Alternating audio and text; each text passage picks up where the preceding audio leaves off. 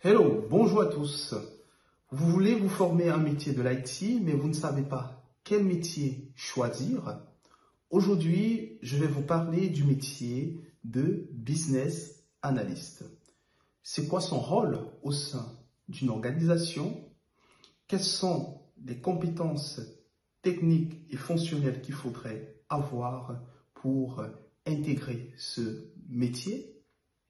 Et surtout, comment se former à ce métier. Si vous êtes prêts, allons-y, regardons ce métier ensemble.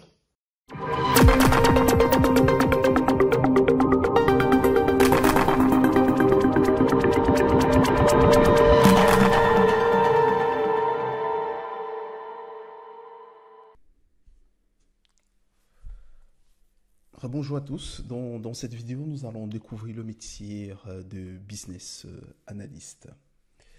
Alors, avant d'entrer en détail sur le métier, proprement parlé, il est important de rappeler effectivement à quoi aujourd'hui l'informatique, à quoi ressemble aujourd'hui le monde de l'informatique. C'est quoi l'informatique aujourd'hui?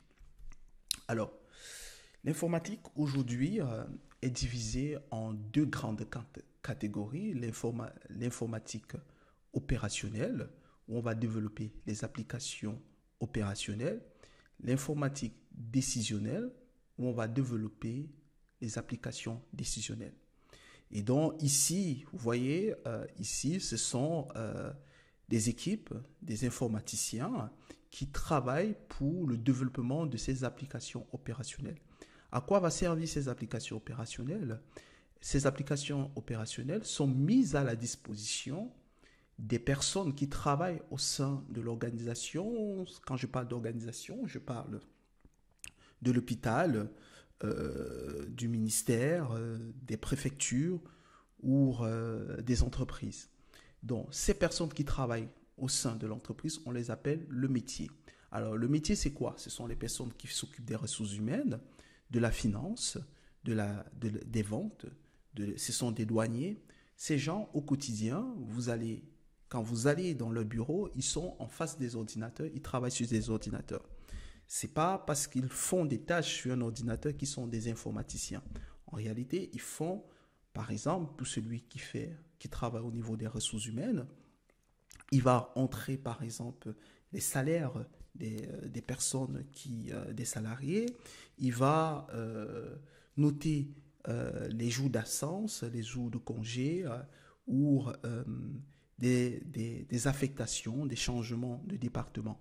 Donc, vous voyez, il note ça sur son ordinateur. Mais sur son ordinateur est installée une application opérationnelle qui permet de faire ces tâches-là.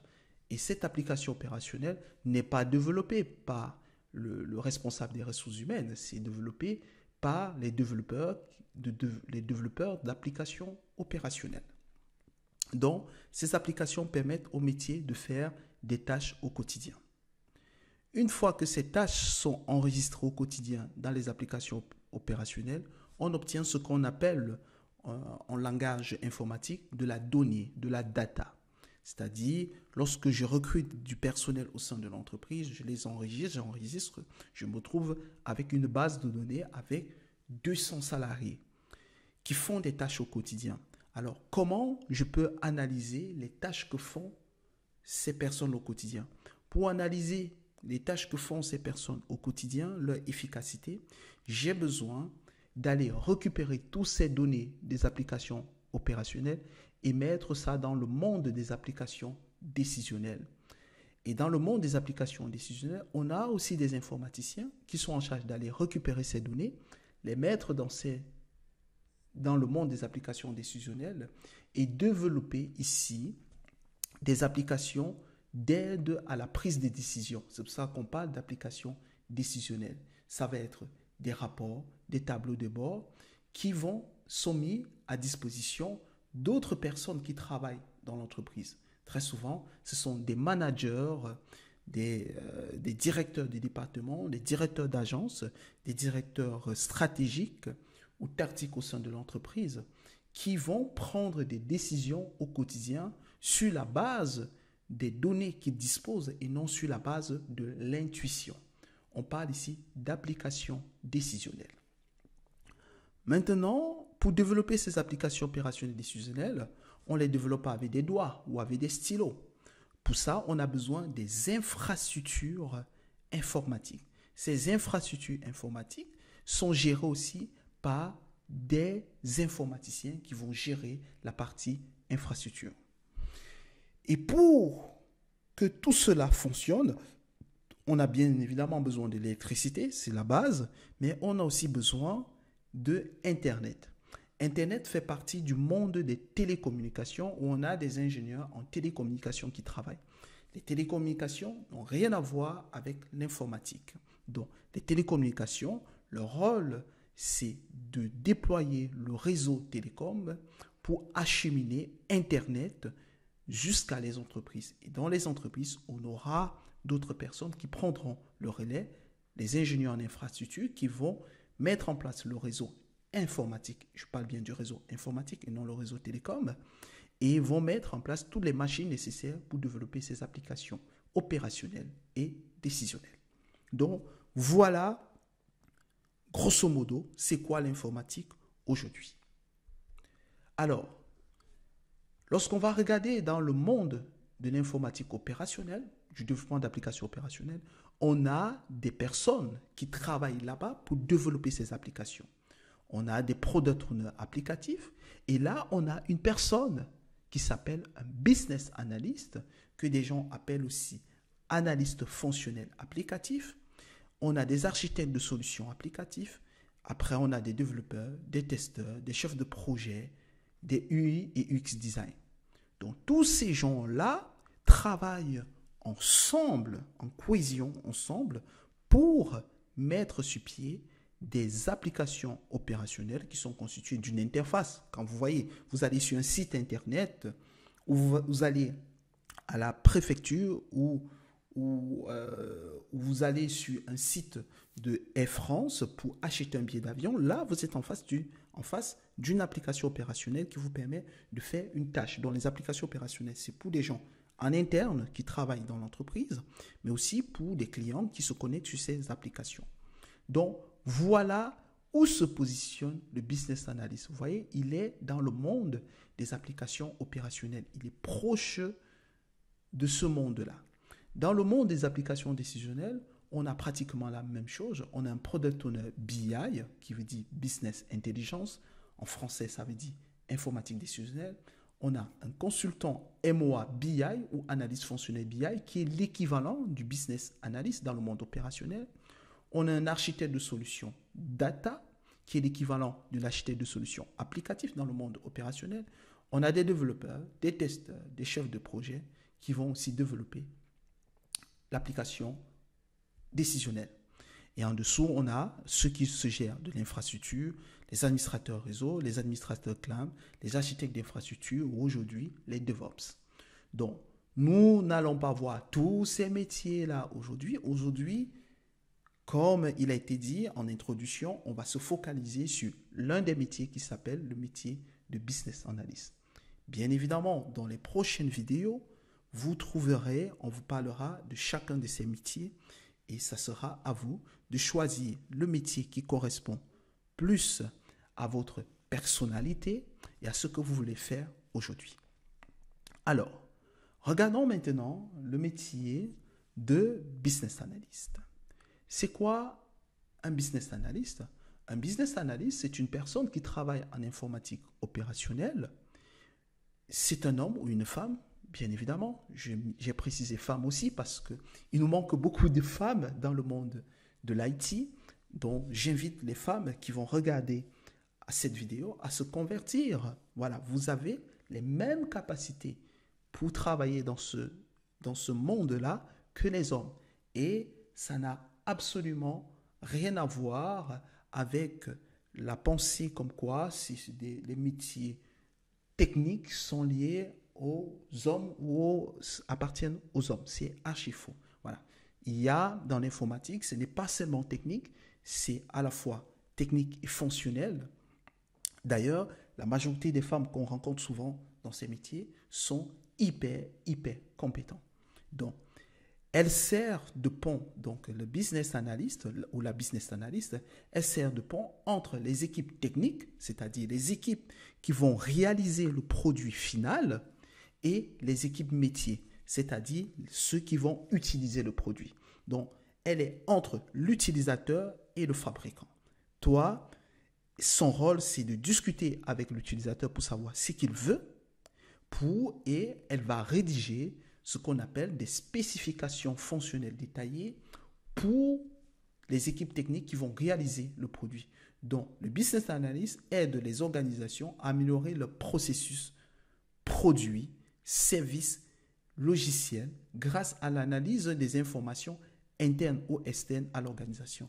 Donc, c'est quelqu'un qui va aller récupérer les informations en discutant avec le métier, croiser ces informations. Je ne parle pas ici de data, hein, c'est-à-dire je discute avec le métier pour savoir, par exemple, avec un comptable, comment tu fais la comptabilité, pour comprendre comment il fait, c'est quoi son besoin en matière de logiciel.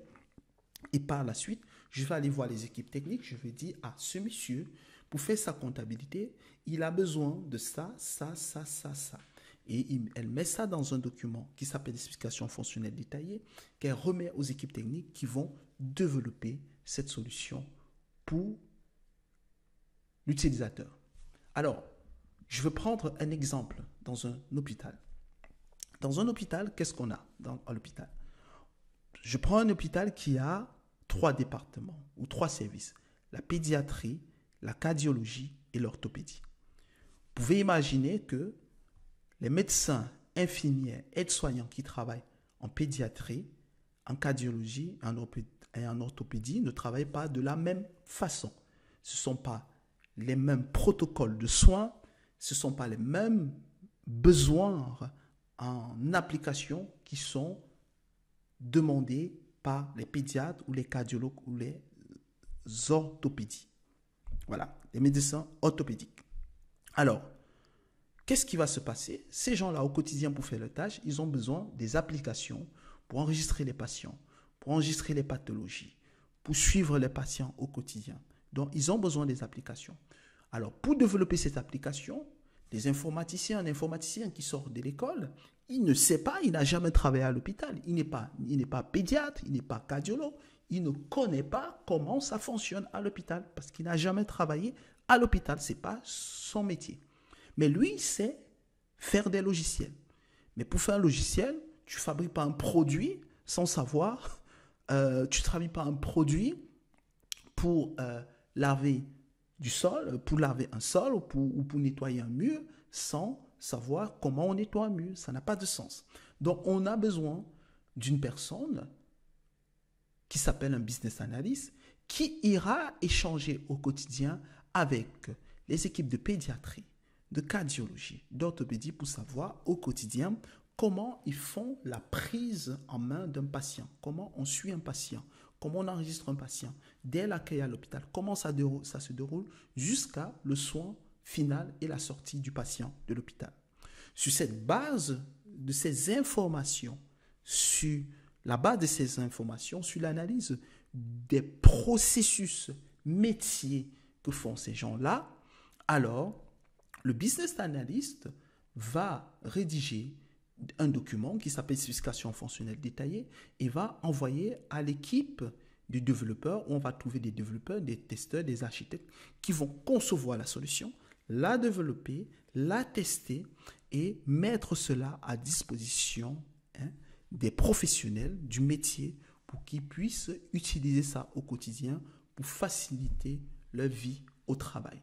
Très souvent, ces gens se plaignent qu'au final, on ne facilite pas leur vie au travail parce que les gens qui ont développé n'ont pas pris la peine de faire appel à un business analyst pour qu'il aille au quotidien discuter avec ces gens pour comprendre leurs besoins. Donc, ils ont imaginé que seraient leurs besoins au quotidien. C'est impossible car la médecine, c'est des années d'études, ce sont des protocoles et d'un hôpital à l'autre, ça change. Alors, quel est le rôle du business analyst? Son rôle, c'est analyse des besoins métiers. il va modéliser les processus métiers. Une fois que j'ai l'analyse, je modélise les processus. Un processus, c'est quoi? C'est les étapes. C'est-à-dire, quand la personne arrive à l'hôpital, comment il est reçu? Après cette étape, qu'est-ce qu'on fait? Après cette étape, qu'est-ce qu'on fait? C'est ça que le logiciel va reproduire à chaque étape. Donc, le logiciel va reproduire les étapes. Et donc, il faut les modéliser, ces processus. Rédiger les spécifications. Il va aussi, une fois que les spécifications sont envoyées à l'équipe qui va réaliser le produit, il sera là un peu pour faire de la gestion de projet, même si très souvent, on a un gestionnaire de projet. D'ailleurs, dans certaines entreprises, on n'a pas de gestionnaire de projet. Le business analyst joue souvent la double casquette. Voilà. Et puis, il va assister aussi les équipes de test et de validation pour s'assurer final que le produit qui a été demandé correspond à ce qui a été réalisé. Et puis, il aura un rôle de communication et de formation, c'est-à-dire quand le produit est mis à la disposition, en production, à la mise à disposition des utilisateurs, il sera là pour communiquer, pour passer des messages, pour les expliquer comment ça fonctionne et parfois participer à ce qu'on appelle la conduite du changement. Alors, les compétences fonctionnelles qu'il faut avoir, vous pouvez imaginer que si c'est une personne qui va au quotidien discuter avec des professionnels de santé, le minimum, c'est d'avoir une compétence en communication. Il faut avoir une bonne compétence en communication. Il faut avoir des capacités d'analyse critique parce que très souvent, les professionnels ou le métier, vous allez rencontrer deux infirmières ou deux médecins qui vont vous dire deux choses complètement différentes. Donc, il va falloir avoir une analyse critique, le bon sens pour se dire, ok, finalement, c'est ça qui est la vérité. On doit être capable de résoudre la résolution de problèmes, car durant les phases de réalisation, on va rencontrer des problèmes d'ordre technique ou des problèmes d'ordre fonctionnel. Il va falloir résoudre ces problèmes pour que le projet puisse avancer. Il va falloir gérer son temps, parce qu'il faut savoir, le métier, le rôle d'un médecin, c'est de soigner. Ce n'est pas répondre à tes questions. Donc, il va falloir gérer son temps, savoir trouver, négocier avec le métier pour pouvoir récupérer les informations. C'est bien pour ça qu'on demande aussi des compétences en négociation. Les compétences techniques maintenant qu'il faudrait avoir. Il faut connaître ce qu'on appelle la modélisation des processus métiers. Alors, la modélisation des processus métiers dans le monde de l'informatique respecte une certaine norme. Il y a des règles qui ont été mises en place au niveau international pour s'accorder sur comment on modélise les processus pour qu'au final, on ait des logiciels qui se ressemblent plus ou moins. Voilà. Donc, il faut savoir, et ça, c'est ce qu'on appelle les BPM, Business Process Management. Il y a aussi des autres langages ou normes de modélisation telles que l'UML, on a aussi de l'Archimède, etc. Il va falloir connaître quelques-uns de ces méthodes, de ces normes ou de ces approches de modélisation. Il faut savoir manipuler les outils de gestion de projet comme Jira, les outils de documentation dans les entreprises, puisqu'il faut rédiger des spécifications fonctionnelles comme Confluence. Il faut être capable aussi d'aller analyser des données. Quand je parle d'analyser ici des données, c'est que très souvent, lorsque on veut réaliser un outil, il se peut que cet outil va communiquer avec d'autres outils. Et donc, on veut savoir si les données qu'on voudrait récupérer dans l'outil B existent. Et donc, vous devez être capable vous-même d'aller faire des petites requêtes SQL pour regarder si ces données-là existent. C'est vraiment des requêtes de base. On n'a pas besoin d'être un expert en informatique pour faire ça. Ce sont des simples selects de sélection de données. Il faut avoir un peu de la connaissance dans des méthodes de gestion de projet, comme les méthodes agiles ou waterfall. Ce sont des méthodes de travail en équipe. Il faut savoir qu'on ne travaille pas seul au sein d'une organisation, on travaille toujours en équipe. On n'est pas en concurrence, on est vraiment en collaboration avec les équipes. Et donc, il faut savoir comment on collabore avec des équipes. Il faut avoir une bonne capacité rédactionnelle pour rédiger proprement des spécifications fonctionnelles et techniques. Alors, aujourd'hui, au sein des organisations, les compétences fonctionnelles et techniques ne suffisent plus. Aujourd'hui, ce qu'on demande aussi aux personnes quand ils viennent passer un entretien, c'est qu'ils aient ce qu'on appelle des soft skills, c'est-à-dire les qualités personnelles. Alors, quelle qualité personnelle doit avoir un business analyst? Ça doit être quelqu'un de curieux. Il doit avoir une curiosité intellectuelle pour pouvoir s'adapter d'un domaine à un autre. Tout à l'heure, je vous ai parlé de l'hôpital. Même business analyst, on va les retrouver dans des commissariats de police, on va les retrouver dans des ministères, on va les retrouver dans la présidence de la République, on va les retrouver dans des écoles, on va les retrouver dans des entreprises de transport, dans des entreprises de retail, dans les entreprises de l'énergie. Vous comprenez que ça, ce sont des domaines complètement différents. Donc, il va falloir être curieux pour comprendre comment chaque secteur fonctionne, chaque entreprise fonctionne. Il va avoir une compétence pour l'adaptabilité est importante, pour s'adapter à chaque entreprise. Il doit avoir un esprit d'équipe. Ce que je viens de dire, c'est qu'on travaille en équipe. Et ça, on sait voir en entretien si ça c'est quelqu'un qui peut travailler en équipe ou c'est quelqu'un qui aime plutôt la concurrence. En entreprise, on veut des gens qui travaillent en équipe. Il faut aussi avoir des qualités de dynamisme et de proactivité parce qu'il faut anticiper sur la disponibilité des gens. Quand les médecins ont des opérations à faire, ils ne sont pas disponibles. Donc, il faut être dynamique et proactif pour anticiper sur tout ça, pour pouvoir récupérer les informations nécessaires pour qu'on puisse mettre en place ces applications pour le métier. Il faut avoir de la rigueur dans la rédaction de ces spécifications fonctionnelles parce que des erreurs de rédaction peuvent entraîner du développement de quelque chose qui ne correspond pas aux besoins. Et ça, c'est une perte de temps et d'argent. Le parcours d'apprentissage pour devenir business analyst, c'est quoi? Alors, ce parcours d'apprentissage, c'est un parcours que nous proposons au sein de l'université ouverte. Au sein des universités ouvertes, nous avons un parcours d'apprentissage qui commence avec une mise à niveau obligatoire. Elle est obligatoire pour tout le monde.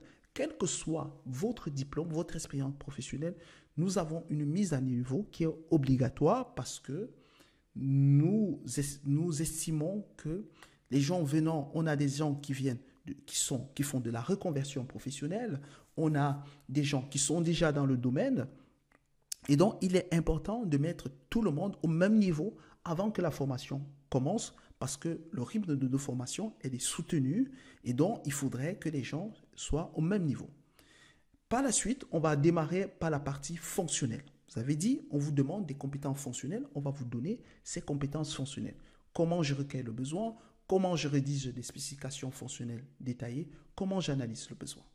Puis on va vous donner des compétences aussi techniques pour vous montrer les outils techniques de documentation, de gestion de projet, comment on manipule ces outils au quotidien pour son travail. Puis on va vous donner des compétences en gestion de projet pour pouvoir travailler en équipe. Une fois que cette phase est terminée, vous allez démarrer une phase de mentorat.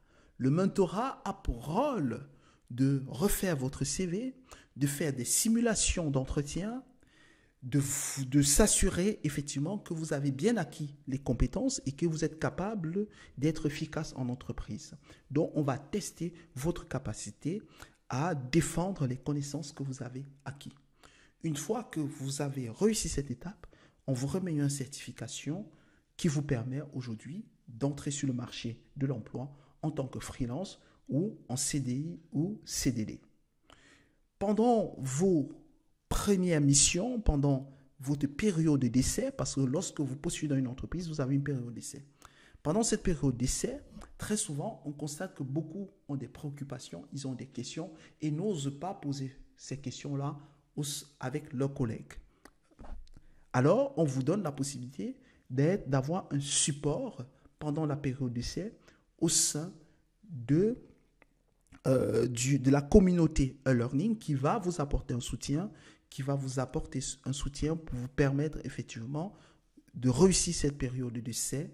Et vous pourrez poser toutes les questions, même les questions que vous trouvez bêtes. En réalité, il n'y a pas de questions bêtes.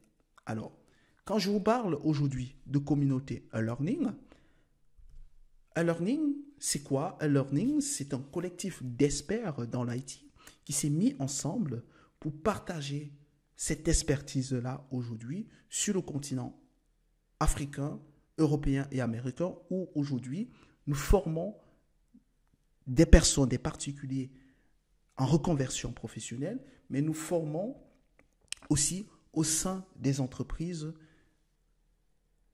dans ces pays-là pour effectivement qui permettre à leurs salariés de monter en compétence sur les nouvelles technologies. Alors, si vous avez bien compris c'est quoi le métier de business analyst, alors je vous invite à postuler sur le site des universités ouvertes et vous recevrez certainement une convocation pour venir défendre votre candidature et intégrer nos formations en partenariat avec la société Abentis Group, BigCloud Infinity et Vision Conception Academy. À très bientôt pour un nouveau métier. Merci.